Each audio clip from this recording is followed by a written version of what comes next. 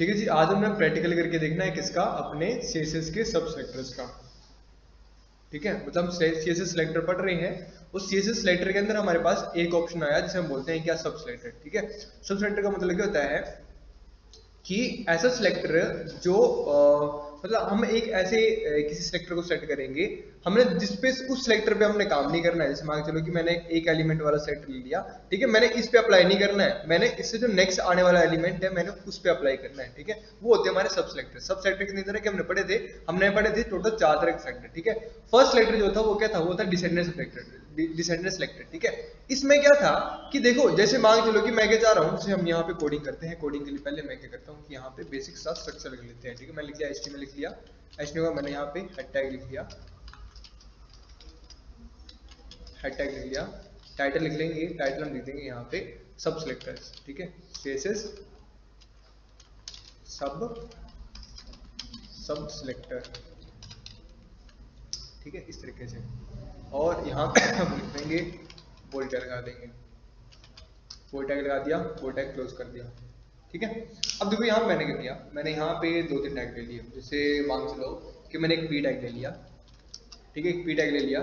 ठीक है, ऐसे मैंने 2-3 पी टैग ले लिए। ठीक है, मैंने लिखा यहाँ पे हेलो माई नेम इज, ध्यान से देखना, अच्छा ध्यान देखने वाले कॉन्सेप्ट को, my name is Ram Kumar. ठीक है जी, लिख लिया ऐसे करके। ऐसे मैंने 3-4 पेज ले लिए, 1 2 3 4। ठीक है, 3-4 पी ले लिए, मैंने ले लिए। अब देखो मैं करूंगा, मैंने क्या, ये मेरा पी टैग है ना, पी टैग है, इस पी टैग के अंदर मैंने एक H1 टैग ले लिया। H1 टैग के अंदर लिख दिया, मैंने लिखो, मैं लिख दिया हेलो दिस इज राम। ठीक है, इस तरह से लिख दिया मैंने, दिस इज राम, लिख दिया ऐसे करके। तो सेम यही के मैंने कॉपी किया और इसी H1 को मैं नीचे ले गया, पी से नीचे ले गया निकाल के। ठीक है, आउटपुट चेक करें कैसे आउटपुट आ रही है इसकी, सेव करेंगे और रन करेंगे।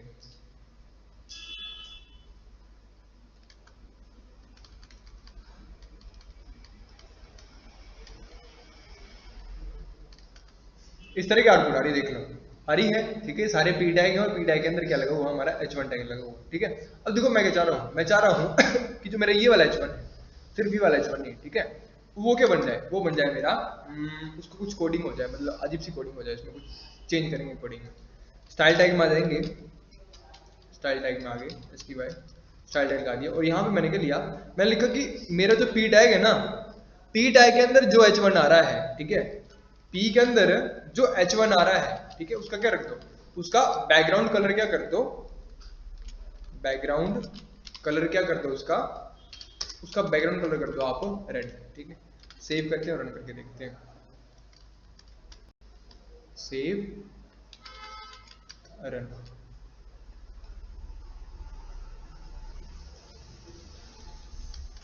चेंज क्यों नहीं हुआ ये, पी के बाद जो H1 आ रहा है,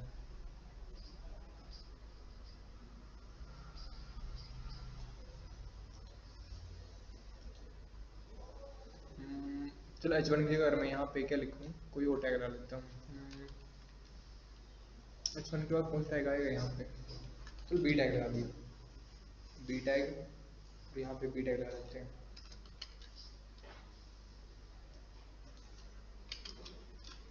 सेव रन।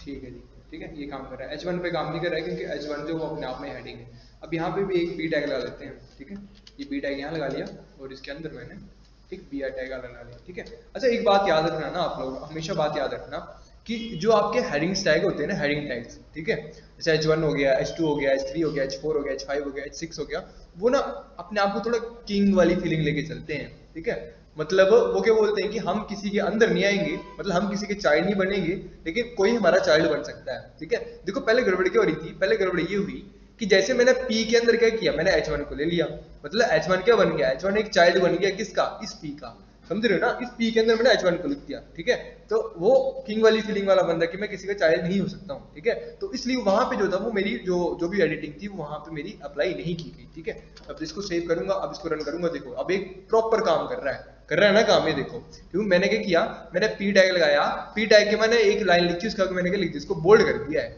कर दिया ना बोल्ड।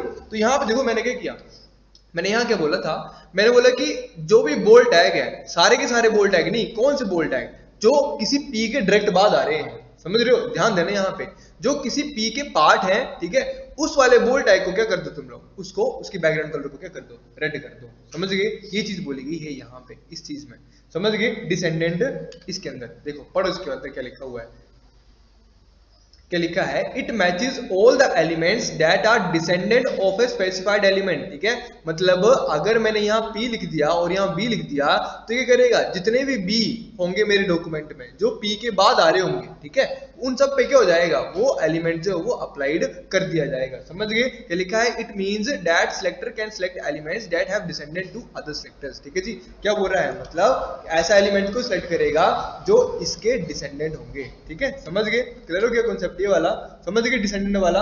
अब नेक्स्ट कॉन्सेप्ट कौन सा था आपका, वो था आपका चाइल्ड एलिमेंट, ठीक है, चाइल्ड सिलेक्टर, चाइल्ड सिलेक्टर का मतलब क्या होता है, चाइल्ड का मतलब ये होता है, ये एलिमेंट लगाया मैंने, P एलिमेंट लगाया, पैराग्राफ टैग लगाया मैंने, ये वाला लगा दिया है, ठीक है, इसके अंदर मैंने क्या लिखा, बी टैग, ठीक है, तो बी किसका चाइल्ड हुआ, पी का, ठीक है, मतलब जो पैराग्राफ टैग है वो क्या है, वो एक पेरेंट टैग है किसका, इस बोल्ड टैग का, समझ गए, अब देखो ध्यान देना यहाँ पे, मैंने ना बोल्ड टैग को क्लोज नहीं किया अभी, और मैं बोल्ड टैग के अंदर ना मैं एक और टैग लगा रहा हूँ, एक और पी लगा रहा हूँ, ठीक है, उसके अंदर लिख दिया मैंने this is again P tag, ठीक है, अब मुझे बताओ कि ये वाला जो पी टैग है मेरा, ये वाला जो पी टैग है वो किसका चाइल्ड है, बी टैग का चाइल्ड है वो, ठीक है, ना कि किसका, पी का है वो, समझ पा रहे हो मैं क्या बोल रहा हूँ, ठीक है, यहाँ पे ना चाइल्ड और पेरेंट वाला रिलेशन समझो, कि मैंने जब किसी पी टैग के अंदर क्या डाला, मैंने पी टैग के अंदर एक बी टैग डाल दिया, ठीक है, तो बी जो वो किसका चाइल्ड हुआ, वो पी का चाइल्ड हुआ, ठीक है, और जो बी के अंदर मैंने एक और पी डाला वो किसका चाइल्ड हुआ, वो इस बी का चाइल्ड हुआ, क्लियर हुआ, समझ गए, सपोज करो कि मैंने क्या किया, मैंने यहाँ पे एक कंटेनर टैग लगा दिया, ठीक है, डिव हमारा कंटेनर टैग होता है, ठीक है, तो डिव क्या आ गया, मेरा एक पेरेंट क्लास आ गया, मतलब पेरेंट टैग आ गया, 2 मिनट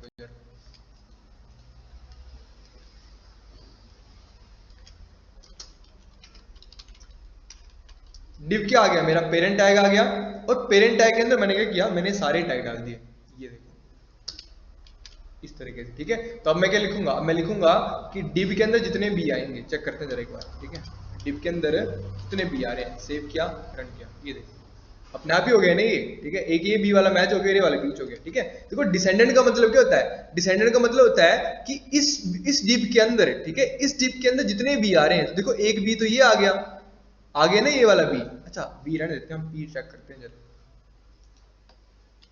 पी सेव करेंगे, रन करेंगे, ठीक है, ये देखो 2 पी आ गए, समझ गए, पर जैसे मैं डिसेंडेंट का यूज करता हूँ, डिसेंडेंट नहीं देखता है कि मेरा चाइल्ड कौन है या फिर मेरा सब चाइल्ड कौन है, ठीक है, ग्रैंड चाइल्ड कौन है, ठीक है, वो डिव के अंदर जितने पी आएंगे, लिखा है ना कि डिव डिसेंडेंट ऑफ पी, है ना, पी डिसेंडेंट ऑफ डिव, ठीक है, मतलब डिव के अंदर जितने पी होंगे, डिव के बाद जो भी पी आएंगे उन सब पे वाली प्रॉपर्टी अप्लाई कर दो जाओ, ठीक है, तो डिव के अंदर देखो ये डिव आ गया, ये डिव ओपन है, ये क्लोज है, इसके अंदर जितने पी आएंगे, एक पी ये वाला आ रहा है, एक पी ये वाला आ रहा है, तो इन दोनों पे जो होगा हमारी ये वाली फॉर्मेटिंग जो अप्लाई हो जाएगी, समझ गए, अब नेक्स्ट प्रॉपर्टी जो हमने पढ़ी थी वो कौन सी थी, वो थी हमारी चाइल्ड सेलेक्टर, ठीक है, चाइल्ड सेलेक्टर का मतलब क्या होता है कि it matches all the elements which are child to a specified element, ठीक है जी, मतलब चाइल्ड का मतलब क्या है कि जो सिर्फ उसी पी पे अप्लाई होगा जो डिव का चाइल्ड है, ठीक है, तो डिव का चाइल्ड कौन है, यहाँ पे ये वाला पी है, बस ये तो बी का चाइल्ड है, समझ रहे हो ना, तो अगर मैंने इसको ऐसे लिख दिया, मैं लिखा डिव, ये वाला सिंबल लगाया चाइल्ड सेलेक्टर का और बोल दिया पी, ठीक है, तो ये सिर्फ एक ही पी पे अप्लाई होगा,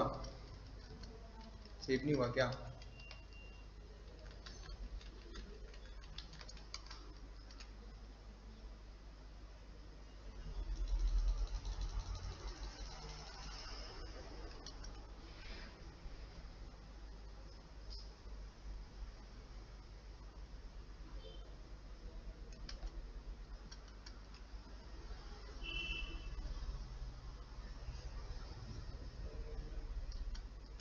ठीक है, चाइल्ड तो एक भी होना चाहिए थी, बार बार पता नहीं दिक्कत क्यों दे रहा है, मे भी एक मिनट को चेक करने दो,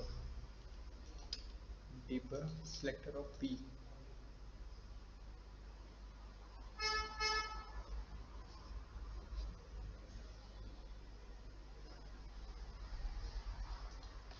बी के अंदर मैंने एक और डिव ले लूँ तो ये डिव ले लिया, डिव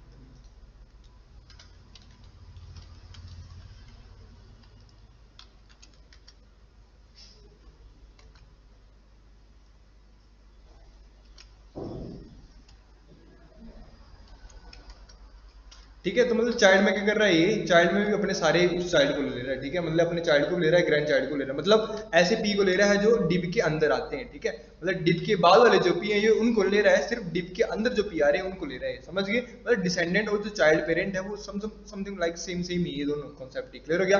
अब जो नेक्स्ट चाइल्ड था हमारा वो कौन सा था, वो था हमारा जो नेक्स्ट सेलेक्टर था वो था एडजेसेंट सिबलिंग सेलेक्टर। देखो एडजेसेंट सिबलिंग सेलेक्टर का मतलब क्या होता है कि वो वाला पी लेगा अब ये जो डिव के पेरेंट नहीं है, जो उसका भाई बहन है, मतलब उसके बाद आ रहा है वो, ठीक है। तो जैसे मान चलो कि मैंने क्या किया, अगर मैं यहाँ पे लिखूंगा ना, ये देखो अब ये वाले जो दोनों पी थे हमारे, एक फर्स्ट वाला पी और सेकंड वाला पी, ठीक है, ये डिव के अपने चाइल्ड थे, ठीक है, तो यहाँ पे चीज अप्लाई होगी।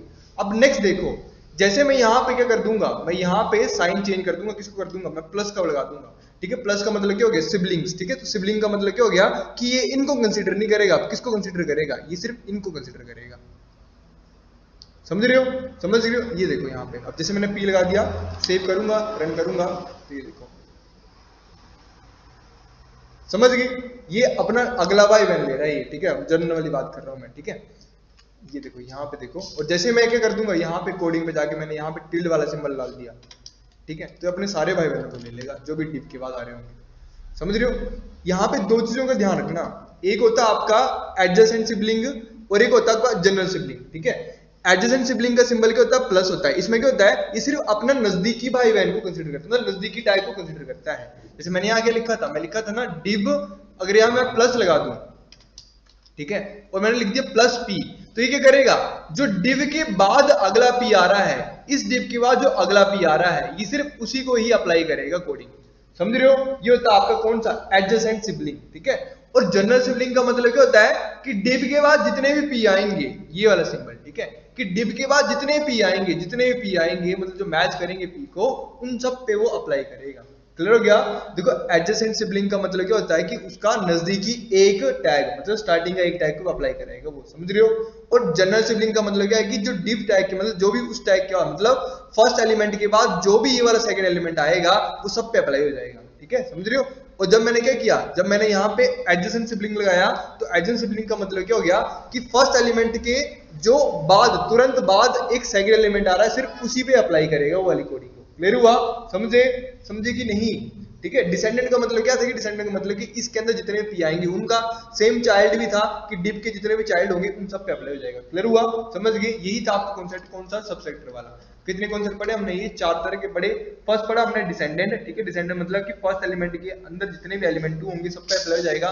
सेम सेकंड हमने पढ़ा चाइल्ड एलिमेंट, ठीक है, तो फर्स्ट एलिमेंट के अंदर जितने भी उसके चाइल्ड होंगे या फिर ग्रैंड चाइल्ड होंगे उन सब पे भी वो चीज अप्लाई हो जाएगी। सिंबल क्या था चाइल्ड सेंटर का, वो था ये वाला। एडजेसेंट सिबलिंग में क्या था, एडजेसेंट सिबलिंग का मतलब होता है कि फर्स्ट एलिमेंट के तुरंत बाद जो सेकंड एलिमेंट आ रहा है, ठीक है, जो उसका चाइल्ड ना हो, ठीक है, उसका चाइल्ड नहीं होना चाहिए, मतलब उस टैग के अंदर नहीं होना चाहिए, उसके बाहर होना चाहिए वो वाला चाइल्ड, ठीक है, मतलब वो वाला टैग, ठीक है। तो उसके जो नेक्स्ट वाला एलिमेंट होगा सिर्फ उसी पे ये प्रॉपर्टी अप्लाई करवाई जाएगी।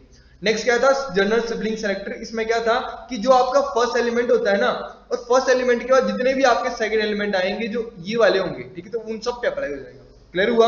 ये कॉन्सेप्ट है, थोड़ा घुमाव जैसा है लेकिन इसको याद कर लेना है बढ़िया से, समझ गए।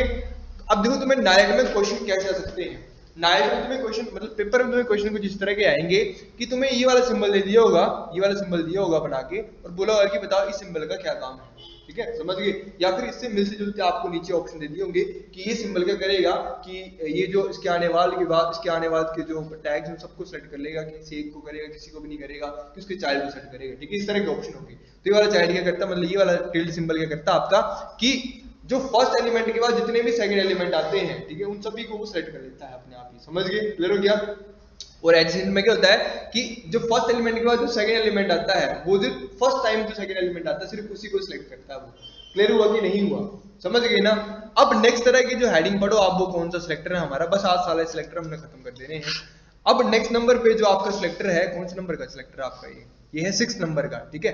6 नंबर का जो सिलेक्टर आपका वो कौन सा है, वो है आपका एट्रीब्यूट सिलेक्टर, एट्रीब्यूट सेलेक्टर लिखो एट्रीब्यूट सेलेक्टर के अंदर, और ये इंपॉर्टेंट है थोड़ा, ठीक है, इसको बढ़िया से पढ़ना भी, इसको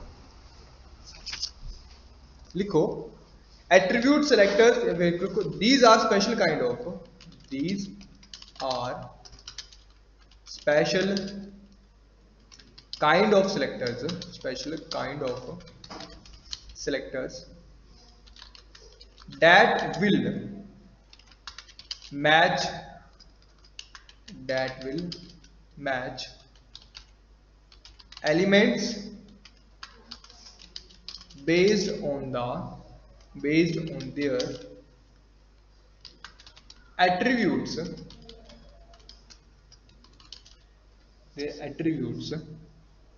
and attribute values and attributes value, full stop. their generic their generic syntax consists of square brackets consists of square brackets, ठीक है, मतलब ये वाली brackets containing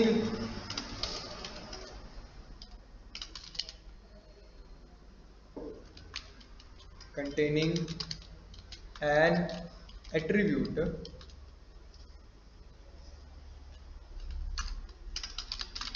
name followed by an optional condition to match against the value of the attribute.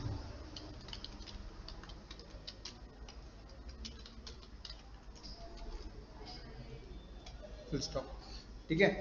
अब देखो यहाँ पे attribute भी आपके पास एट्रीब्यूट सेलेक्टर होता है, वो भी आपके पास मल्टीपल तरह के होते हैं, ठीक है। फर्स्ट तरह का जो आपका एट्रीब्यूट होता है वो सिंबल होता है कुछ इस तरह का। 2 मिनट रुको जरा, मुझे आने दो जरा। अच्छा पहले इसका हेडिंग काट दो, इसको सिंटेक्स लिखना होगा।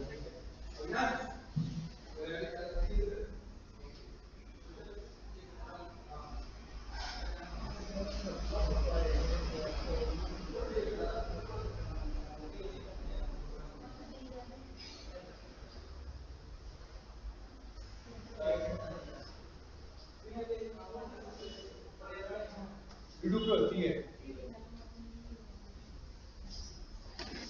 ठीक है। सिंटेक्स लिखो, सिंटेक्स। सबसे पहले यहाँ पे आपका टैग आएगा, स्क्वायर ब्रैकेट लगेगी, उसके अंदर आ जाएगी एट्रीब्यूट।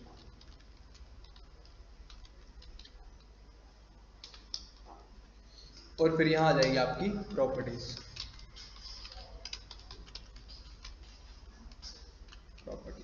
ठीक है। और यहाँ पे हो जाएगी आपकी ब्रैकेट क्लोज, ठीक है। ये सिंटेक्स आपकी एट्रीब्यूट सेक्टर का, ठीक है। अब इसमें फर्स्ट तरह की टाइप जो आती है आपके पास, ठीक है, 2-3 तरह की टाइप होती है आपके पास। जो फर्स्ट टाइप आती है वो आती है आपके पास सिंपल ही होती है एट्रीब्यूट, इसमें आपने स्क्वायर ब्रैकेट में एट्रीब्यूट लिखना होता है, एट्रीब्यूट लिखना होता है यहाँ पे, ठीक है। और इसके अंदर लिखो, ठीक है, is use to select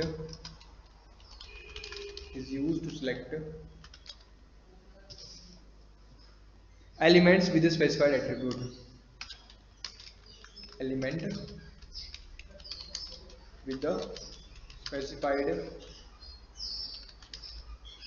attribute,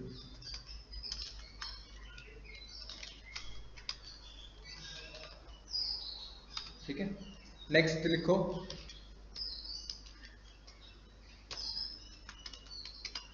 यहाँ आपका एट्रीब्यूट आ जाएगा, और एट्रीब्यूट के बाद क्या आएगी, एट्रीब्यूट के बाद आ जाएगी उसकी value equal to double coat,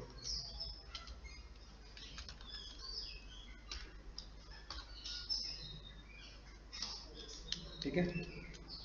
इसमें लिखो क्या आएगा, is use to select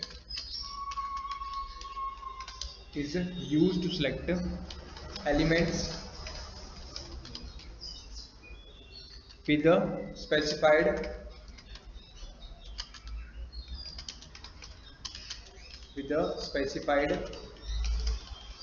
attribute and value, full stop। Third number पे लिखो वो था आपके पास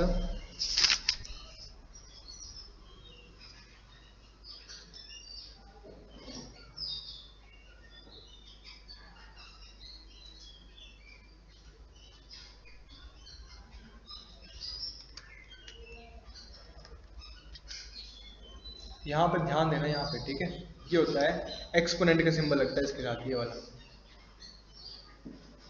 ठीक है। एक्स एट्रीब्यूट आता है, उसके आगे ये वाला सिंबल आता है और उसके आगे ये आता है, ठीक है।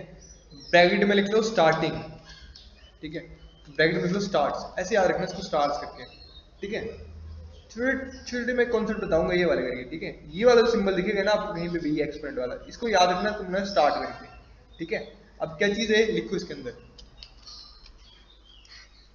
select all elements for which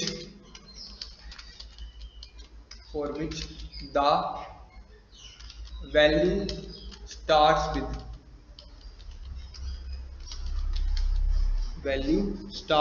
with entered value, ठीक है। मतलब ऐसा कोई भी एट्रीब्यूट जिसमें आपने यहाँ पे कोई वैल्यू लिखी है, ठीक है, और ऐसा एट्रीब्यूट जिसमें ये वाली वैल्यू मैच हो रही है स्टार्टिंग में, ठीक है, तो वहां पे क्या मिल जाएगा आपको, ये वाला आंसर जो वो सेट हो जाएगा। नेक्स्ट नंबर पे लिखो, 4th नंबर पे लिखो ये वाला, ठीक है। अब यहाँ पे कौन सिंबल आएगा आपका, डॉलर का सिंबल, ये वाला attribute dollar is equal to, ठीक है। इसको ब्रैकेट में याद रखना है क्या आपने, एंड्स करके, ठीक है, कि जो वैल्यू आपने लिखी है अगर वो एंड में मैच हो रही है किसी भी साथ भी, तो आपको इसका आंसर मिल जाएगा, ठीक है। आंसर भी सेम ही है वाला, even select all the elements for which the value ends with the entered value, या ends लिख देना बस, ends with the entered value।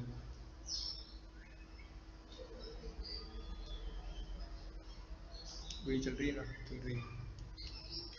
Next देखो, नेक्स्ट नंबर की हमारी 5th नंबर की जो है दूसरा होता है आपके पास स्टार सिंबल, है ना, मतलब यहाँ इसकी जगह आ जाएगा स्टार, ठीक है। इसमें ब्रैकेट में लिख लेना anywhere, anywhere,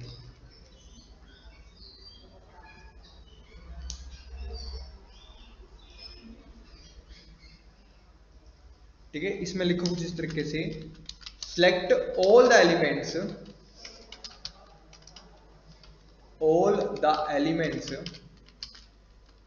that containing the entered value at anywhere in the value,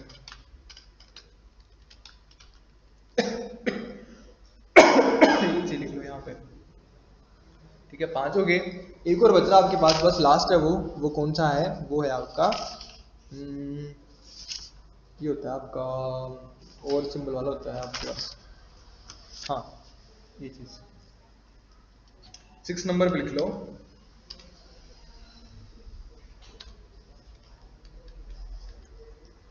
six number पे लिखो, ये वाला सिंबल आएगा आपके पास, ये वाला,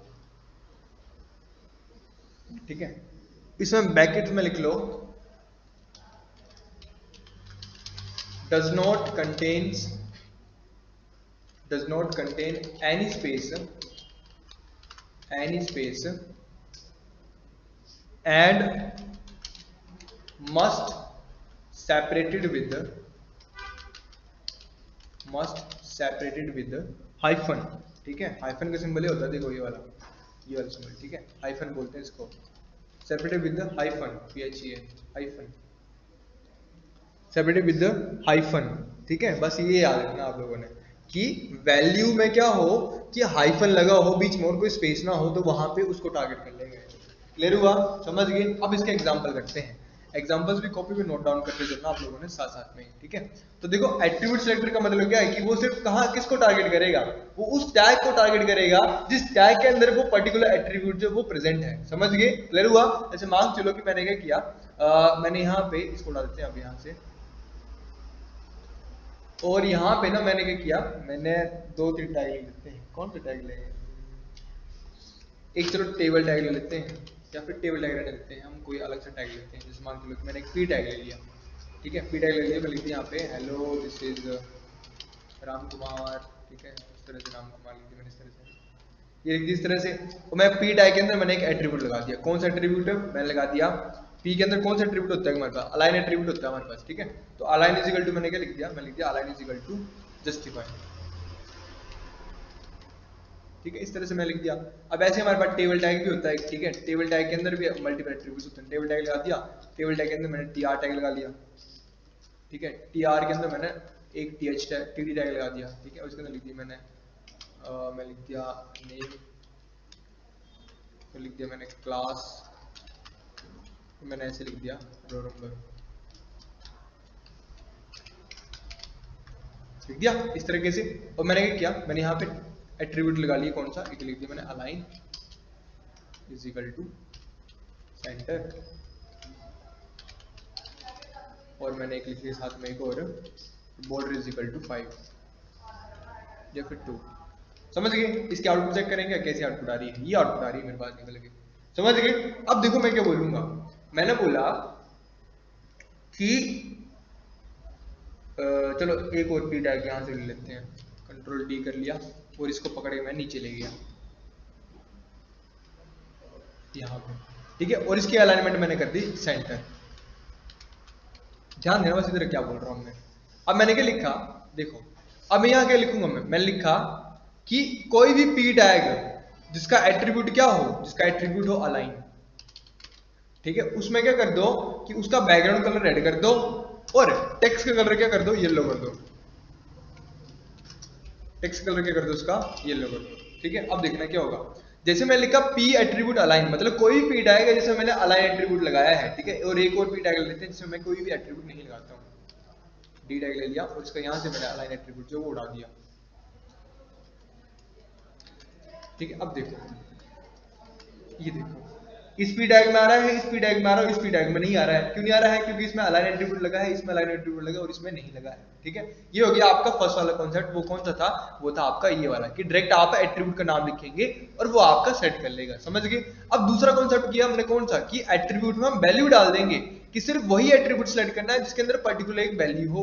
ऐसी कौन सी वैल्यू हो, जैसे मान चलो कि मैं लिख दिया यहाँ पे कि सिर्फ उसी पी टैग को सेट करना है जिसमें अलाइन एट्रीब्यूट क्या लिखा हो, उसका अलाइन एट्रीब्यूट लिखा हो सेंटर, ठीक है। सेव करेंगे, इसको रन करेंगे, ठीक है। अब देखो सिर्फ उसी अलाइन एट्रीब्यूट पे सेट किया जिस पे सिर्फ और सिर्फ क्या लिखा था, align is equal to centre value दी गई थी। क्लियर हुआ, समझ गए, ये चीज थी यहाँ पे, ठीक है। अब देखो लास्ट में क्या होता है, लास्ट के बाद हमने क्या किया, हमने उसके बाद किया ये वाला, कौन सा वाला, ये वाला समझ गए ना, कि डायरेक्ट वैल्यू दे देंगे तो उठा लेगा, पूरी पूरी वैल्यू लेनी चाहिए, ठीक है। मतलब अगर मैं सेंटर लिखा है तो प्रॉपर सेंटर की वैल्यू सेंटर ही आनी चाहिए यहाँ पे, ठीक है, समझ गए। अब देखो यहाँ पे उसका लिखा मैंने क्या, एक्सपेंड सिंबल, मतलब ऐसा कोई भी मेरा अलाइनमेंट का मतलब ऐसा कोई मेरी अलाइनमेंट जिसके मतलब कोई मेरी टारगेट वाला वेरिएबल एट्रीब्यूट जिसके स्टार्टिंग में क्या आ रहा हो, सी आ रहा हो, ठीक है, ऐसे लिख दूंगा मैं, स्टार्टिंग में क्या आ रहा हो, सी आ रहा हो, और स्टार्टिंग के लिख दूंगा मैं, स्टार्टिंग के लिए क्या बताऊंगा, एक्सपेंड का सिंबल बता दूंगा, ठीक है, ये करके, ठीक है। तो मतलब एक्सपेंड का मतलब कि स्टार्टिंग में सी आना चाहिए। तो सेव करेंगे, रन करेंगे, देखो तो स्टार्टिंग में सी सिर्फ एक ही में आएगा, सेंटर में ही, समझ गए। तो स्टार्टिंग वाला सी जो होगा वो अपने आप उठा लेगा, किसके लिए, सी के लिए, समझ गए, क्लियर हो गया। तो एक्सपेंड का मतलब क्या होता है कि ऐसा पी टैग जिसमें अलाइन एट्रीब्यूट लगा हो और उस अलाइन एट्रीब्यूट के अंदर जो स्टार्टिंग की वैल्यू वो क्या हो, सी से हो, समझ गए, क्लियर हो गया। सी हो, CEN हो, मतलब स्टार्टिंग का चेक करता है। फिर हमारे नेक्स्ट देखा था डॉलर। तो डॉलर क्या देखता है, वो देखता है लास्ट वाला सिंबल, ठीक है, मतलब लास्ट वाला अक्षर। तो मैंने लिख दिया कि लास्ट में अगर किसी भी एट्रीब्यूट के अंदर क्या लिखा है, FT लिखा हुआ है, तो उस पे अप्लाई कर देना है, ठीक है। या फिर चलो ये देखो लेफ्ट मैंने किसी में लिखा था, चलो तो सिर्फ टी रखते हैं, तो टी मेरा दो बंदों में हो जाएगा, एक राइट में भी काम करेगा, एक लेफ्ट में भी काम करेगा, ठीक है। तो एक पी टैग आ गया जस्टिफाई वाला, जस्टिफाई वाला है, ठीक है, और ये भी सेंटर वाला ही है, तो यहाँ पे 2-3 पी टैग लेने पड़ेंगे, एक पे लेफ्ट लिखना पड़ेगा, एक पे राइट लिखना पड़ेगा।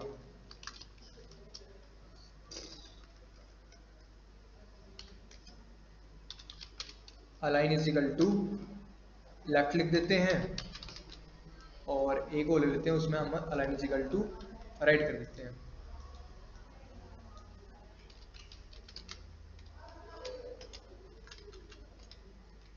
ठीक है, समझ गए। अब देखो यहाँ पे क्या होगा, जैसे मैंने डॉलर का सिंबल लगाया तो डॉलर के देखता है कि लास्ट में क्या आना चाहिए, ये चीज आनी चाहिए। ठीक है, तो लास्ट में टी किस किस में आ रहा है, एक लेफ्ट में आएगा एक राइट में आएगा। ठीक है, जैसे इसको सेव करूंगा देखो, तो ये लेफ्ट वाला भी उठा लिया, राइट वाला भी उठा लिया, समझ गए।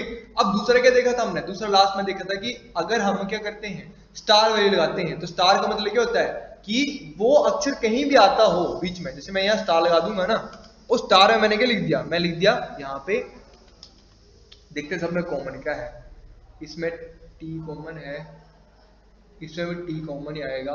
ठीक है, देखो लेफ्ट राइट सेंटर जस्टिफाई, सब में क्या कॉमन आ रहा है, टी कॉमन आ रहा है ना कॉमन। तो मैंने बोल दिया कि ऐसा कोई एट्रीब्यूट जिसके वैल्यू के बीच में टी आता है उन सबको कर दो। तो देखो कहीं पे भी टी आ रहा है, चाहे स्टार्टिंग में चाहे एंडिंग में चाहे बीच में कहीं पे भी टी आ रहा है उसको कर दो। सेव करूंगा रन करूंगा, देखो ये सारे ही हो गए ना। देखो लेफ्ट जस्टिफाई भी हो गया, सेंटर भी हो गया, लेफ्ट भी हो गया, राइट भी हो गया, क्लियर हो गया। ये था आपका एट्रीब्यूट सिलेक्टर। अब लास्ट में एक एट्रीब्यूट बच रहा आपका, कौन था वो, कौन सा था आपका, वो था आपका स्लैश वाला, ये वाला था ना आपका, ये वाला। ठीक है, तो ये वाला एट्रीब्यूट आपका कब काम करेगा, मतलब इसमें क्या होता है कि सिर्फ और सिर्फ तभी काम करता है। सपोज करो कि मैंने इसके लिए कि यहाँ पे मैं एक टैग लेता हूँ, कौन सा टैग लिया मैंने यहाँ पे टैग ले लिया आपका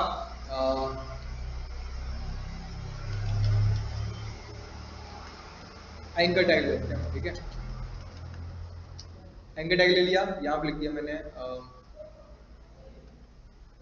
लिंक किसकी लगाए, अभी हम किसकी लगा सकते हैं, किस तरह किसी चीज़ की लगा सकते हैं, फोटो पड़ी है, सिंचैन की पड़ी है। ठीक है, अब ये लिंक लगा दी मैंने इसके बीच में, और यहाँ पे लिख दी मैंने सिंचैन। ठीक है, और साथ में मैं एक दो और लगा लेता हूँ, एक ये लगा लिया, एक ये लगा लिया। ठीक है, अब देखते रहना मैं क्या करूँगा, यहाँ पे मैंने एक और सेलेक्टर ले लिया, मैंने लिखा कि कोई भी एंकर एट्रीब्यूट आ रहा है उसके बीच में HREF वाला एट्रीब्यूट आ रहा है, HREF नहीं टारगेट वाला एट्रीब्यूट आ रहा है। टारगेट एट्रीब्यूट होता है ना एक हमारे पास। ठीक है, उसके अंदर 3-4 वैल्यूज होती हैं, कौन कौन सी, एक पेरेंट होता है, एक क्लास होती है, एक सेल्फ होता है और एक दूसरा अलग होता है। ठीक है, तो मैंने कि कहीं से भी अगर तुम्हें टारगेट एट्रीब्यूट मिल रहा है तो उसका क्या करो, तुम उसकी बैकग्राउंड कलर क्या कर दो, तुम उसकी बैकग्राउंड कलर को क्या कर दो, बैकग्राउंड कलर तुम उसकी कर दो ऐसी जैसी, और जो उसके टेक्स्ट का कलर है वो तुम क्या कर दो,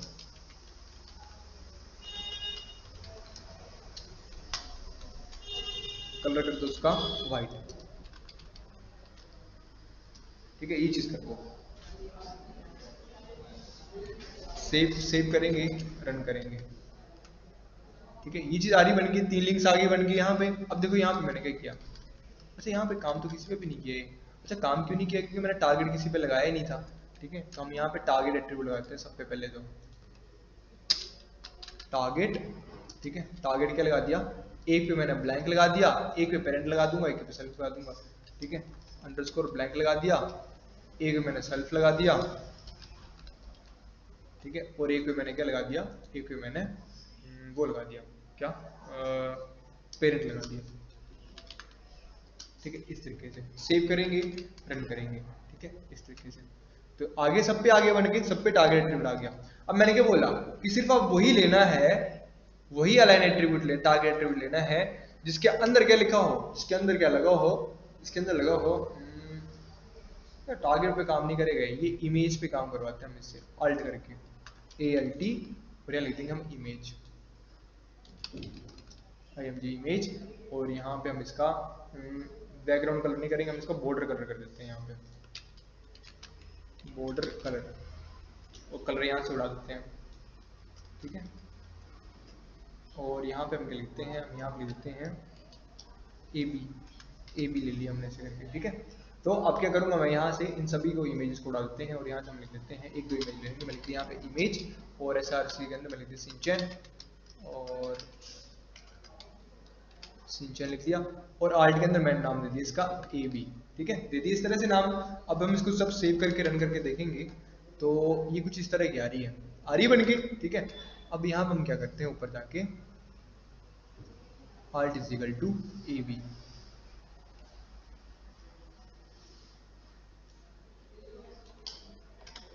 बॉर्डर